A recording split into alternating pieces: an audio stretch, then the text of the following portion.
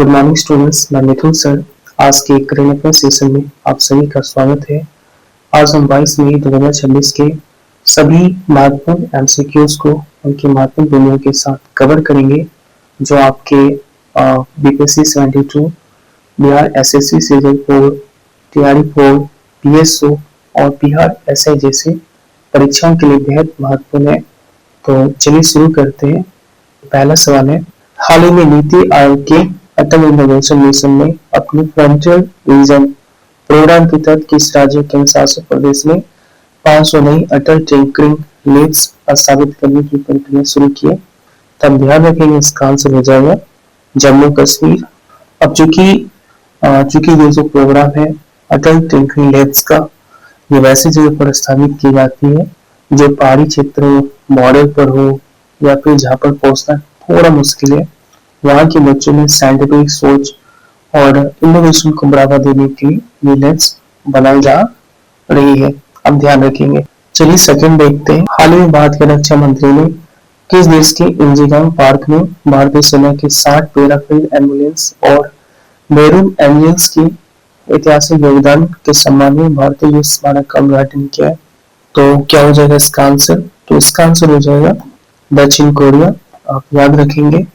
अब चूंकि रक्षा मंत्री राजनाथ सिंह ने दक्षिण कोरिया की राजधानी सियोल की इंजीगांग पार्क में भारतीय युद्ध स्मारक का उद्घाटन किया है। अब चूंकि यह स्मारक 1950-53 के कोरिया युद्ध के दौरान भारतीय सैनिकों द्वारा दी चिकित्सा सहायता और शांति स्थापना सेवाओं के सम्मान पर बनाया जाता है। आप ध्यान रखेंगे। चलिए नेक्स्ट इंपॉर्टेंट न्यूज कवर करते हैं। हाल ही में किस देश के प्रसिद्ध ऐतिहासिक स्मारक एफिल टावर की वर्ष 1889 की मूल सीढ़ी के हिस्से को 4 करोड़ से अधिक में नीलाम किया गया? तो 4 करोड़ से अधिक में नीलाम किया गया, तो किस देश के ऐतिहासिक स्मारक को? तो आंसर क्या हो जाएगा? फ्रांस। अब चूंकि फ्रांस की राजधानी पेरिस में एफिल टावर की ये घुमावदार सीढ़ी का जो एक हिस्सा है उन्हें 4,50,000 यूरो में अर्थात 4.1 करोड़ से अधिक रुपए में नीलाम किया गया है। आप ये याद रखेंगे। चलिए नेक्स्ट देखते हैं। हाल ही में किस केंद्रीय एजेंसी ने देश के विभिन्न बंदरगाहों और हवाई अड्डों पर कार्रवाई करते हुए 120 करोड़ रुपए के अवैध ई सिगरेट तस्करी रैकेट का भंडाफोड़ किया है? तो किस केंद्रीय एजेंसी ने? तो इसका आंसर हो जाएगा DRI, राजस्व खुफिया निदेशालय ने भंडाफोड़ किया है।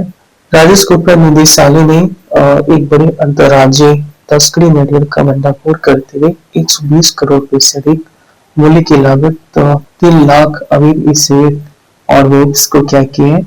वेब्स जब्त किए हैं। अब ध्यान रखेंगे। चलिए नेक्स्ट देखते हैं। संयुक्त राष्ट्र खाद्य और कृषि संगठन द्वारा मनाए जाने वाले अंतर्राष्ट्रीय चाय दिवस के लिए इस वर्ष की थीम क्या रखी गई है? तो इस वर्ष की जो थीम रखी गई है वो क्या हो जाएगा इसका आंसर? आप कमेंट में बताओ। सस्टेनिंग टी सपोर्टिंग कम्युनिटीज, ये इस वर्ष की थीम रखी गई है। क्योंकि आज दुनिया भर में अंतर्राष्ट्रीय चाय दिवस मनाए जा रहे हैं, जिसे संयुक्त राष्ट्र खाद्य और कृषि संगठन द्वारा चिन्हित किया जाता है। और इस वर्ष की जो थीम है वो सस्टेनिंग टी सपोर्टिंग कम्युनिटीज, यानी चाय को साधारण बनाना और समुदायों को समर्थन करना रखी गई है। अब ध्यान रखेंगे। चलिए नेक्स्ट इंपॉर्टेंट न्यूज कवर करते हैं। हाल ही में सामाजिक न्याय और अधिकारिता मंत्रालय द्वारा वरिष्ठ नागरिकों की सुनवाई के लिए निम्नलिखित से कौन सा मोबाइल एप्लीकेशन लॉन्च करने की घोषणा की गई है? तो कौन सी मोबाइल एप्लीकेशन लॉन्च करने की घोषणा की गई है? तो आंसर हो जाएगा इसका जीवन ऐप। अब ध्यान रखेंगे। चूंकि सामाजिक न्याय और अधिकारिता मंत्रालय एक सुव्यवस्थित केयर इकोनॉमी का निर्माण विषय पर एक वर्चुअल कार्यक्रम आयोजित कर रहे हैं, तो केयर इकोनॉमी के निर्माण पर। अब ये केयर इकोनॉमी क्या है? तो इसका मतलब होता है समाज के लोगों की देखभाल करने वाली एक तरह की अर्थव्यवस्था जिनमें दूसरों की सहारे की जरूरत होती है। भारत की बुजुर्ग आबादी बढ़ रही है, इसलिए सरकार सेक्टर पर भी ध्यान दे रही है, काफी ध्यान दे रही है। वरिष्ठ नागरिकों के लिए जीवन लॉन्च हो रहा है। बुजुर्गों की देखभाल वाले लोगों की डेटा और जानकारी के लिए जो है सतायु डैशबोर्ड बनाया गया है। आप ध्यान रखेंगे। हाल ही में नागरिक उड्डयन मंत्रालय द्वारा किस हवाई अड्डे पर झारखंड की 16 पैंटन 16 स्थानीय कारीगरों को बढ़ावा देने के लिए अवसर कांटे तथा भगवान बिरसा मुंडा की प्रतिमा का अनावरण किया गया। तो आप याद रखेंगे क्या हो जाएगा इसका आंसर, बिरसा मुंडा। बिरसा मुंडा हवाई अड्डा रांची। केंद्रीय नागरिक उड्डयन मंत्री राम मोहन नायडू जो कि राहुल ने रांची के बिरसा मुंडा एयरपोर्ट पर भगवान बिरसा की प्रतिमा का एक विशेष फीचर का अनावरण किया। अब जो कि भगवान बिरसा मुंडा को धरती आबा के नाम से भी जाना जाता है। एयरपोर्ट पर यात्रियों की सुविधा यात्री कैफे, ऑफिसर काउंटर की जोन और लाइब्रेरी जैसी नई सुविधा भी शुरू की गई है। चलिए नेक्स्ट देखते हैं। हाल ही में प्रयागराज के बाद भारत में देश एकमात्र त्रिवेणी संगम स्थल कालेश्वरम में सरस्वती अंतिम पुष्करालय उत्सव शुरू हो रहा है। यह पवित्र स्थल भारत के किस राज्य में स्थित है? तो इसका आंसर हो जाएगा तेलंगाना। और ये न्यूज काफी ज्यादा इम्पोर्टेंट है, आपके कहीं ना कहीं एग्जाम में बिल्कुल बनेंगे और इसे नोट कर लेंगे। तेलंगाना के जयशंकर भूपापल्ली जिले के कालेश्वरम भारत देश से सरस्वती अंतिम पुष्करालय उत्सव शुरू हो गया है और यह उत्सव 21 मई से 1 जून 2026 तक चलेगा। अब ये क्यों महत्वपूर्ण है, क्योंकि ये संगम है, एक त्रिवेणी संगम है, गोदावरी प्राणहिता और सरस्वती नदी जिस तरह से प्रयागराज में त्रिवेणी संगम है, ठीक उसी तरह से यहाँ भी त्रिवेणी संगम है जिनमें की गोदावरी प्राणहिता और सरस्वती नदी का संगम है। चलिए नेक्स्ट देखते हैं। हाल ही में रंजीत कुमार दास को भारत के किस राज्य में स्वामी विधानसभा का नया अध्यक्ष चुना गया? तो रंजीत कुमार दास को कहाँ की विधानसभा का नया अध्यक्ष चुना गया? तो आंसर हो जाएगा इसका असम। आप ध्यान रखेंगे क्योंकि हाल ही फिलहाल में असम में विधानसभा का चुनाव आयोजित किया गया है। चलिए नेक्स्ट देखते हैं। हाल ही में माउंट एवरेस्ट की डे में रिकॉर्ड 274 लोगों की चढ़ने का वर्ल्ड रिकॉर्ड बना है। इस ऐतिहासिक टीम में शामिल 3 भारतीय पर्वतारोहियों ने तो 274 व्यक्तियों ने माउंट एवरेस्ट पर एक साथ चढ़ने का रिकॉर्ड दर्ज किया गया, जिनमें की 3 भारतीय शामिल है। तो आपको बताना इनमें से कौन से 3 भारतीय इसमें शामिल नहीं है। तो आंसर हो जाएगा इसका अंशु जम सेनपा के तुलसी रेड्डी पलपुनरी और संदीप पहाड़ी अजय पाल सिंह तालीवा, ये तीनों शामिल है, ये शामिल नहीं है। आप ध्यान रखेंगे और कुछ एक्स्ट्रा फैक्ट्स भी याद रखेंगे, ये हाल ही फिलहाल का न्यूज है। तो ये क्वेश्चन आपके एग्जाम में बिल्कुल बनेंगे। नेपाल के प्रसिद्ध पर्वतारोही कामी रीता शेरपा ने एवरेस्ट पर 32वीं बार चढ़कर रिकॉर्ड तोड़ दिया। तो जो कामी रीता शेरपा है उन्होंने 32वीं बार चढ़ी है और पालकी लाकपा शेरपा ने इस सीजन में रिकॉर्ड 11वीं बार माउंट एवरेस्ट पर चढ़ने वाली दुनिया की पहली महिला बन गई है। पिकल बॉल वर्ल्ड कप की तीसरे संस्करण की मेजबानी निम्नलिखित में से कौन से देश करने जा रहा है? तो पिकल बॉल वर्ल्ड कप की तीसरे संस्करण की मेजबानी इस वर्ष वियतनाम करने जा रहे हैं। आप ध्यान रखेंगे।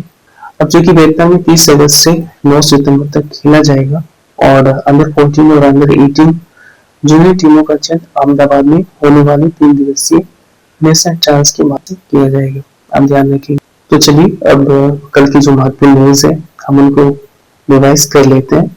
तो संयुक्त राष्ट्र की हालिया रिपोर्ट के अनुसार वैश्विक संकट के बावजूद इस वर्ष कौन सी देश की अर्थव्यवस्था दुनिया की सबसे तेजी से बढ़ने वाली प्रमुख अर्थव्यवस्था बन गई है? तो आपको पता ही है इसका, तो भारत। तो दुनिया में तेजी से बढ़ने वाली जो अर्थव्यवस्था है वो भारत है। आप ध्यान रखेंगे। राष्ट्रीय महत्वपूर्ण सूचना अवसंरचना संरक्षण की NCIIPC के अनुसार किस वर्ष तक भारतीय की डिजिटल अर्थव्यवस्था का देश कुल GDP का लगभग 20% योगदान होने का अनुमान? तो इसका आंसर हो जाएगा 2030 तक। हाल ही में खबरों में रहा बहुपक्षीय सैन्य अभ्यास प्रगति 2026 भारत के किस राज्य में आयोजित किया जा रहा है? तो आंसर हो जाएगा इसका, आप बताओ, मेघालय। अगले महीने जून में होने वाला G7 शिखर सम्मेलन निम्नलिखित में से किस देश में आयोजित किया जाएगा? तो G7 शिखर फ्रांस में आयोजित किया जाएगा। दक्षिण एशिया फुटबॉल महासंघ 7 महिला चैंपियनशिप 2026 के लिए भारतीय टीम को किस ग्रुप में रखा गया? ग्रुप बी में रखा गया, आप याद रखेंगे। हाल ही में किस राज्य सरकार ने महिलाओं को हर महीने 3000 की आर्थिक मदद देने के लिए अन्नपूर्णा योजना शुरू करने का फैसला लिया है? तो अन्नपूर्णा योजना के तहत 3000 महिलाओं को वित्तीय सहायता देने का निर्णय किसने लिया है? तो आंसर हो जाएगा इनका पश्चिम बंगाल।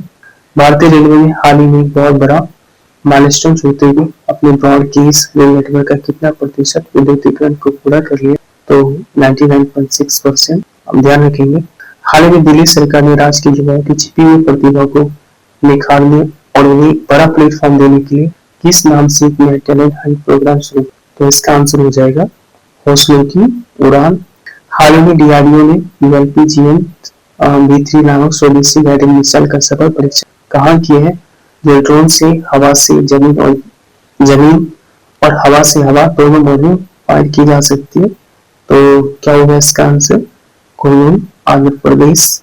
केंद्रीय वाणिज्य मंत्रालय के हालिया आंकड़ों के अनुसार वित्त वर्ष 2013-14 की तुलना में वित्त वर्ष 2025-26 में भारत की टॉफी और कन्फेक्शनरी निर्यात में लगभग कितनी प्रतिशत वृद्धि दर्ज की? तो क्या हो जाएगा इसका आंसर? 166%।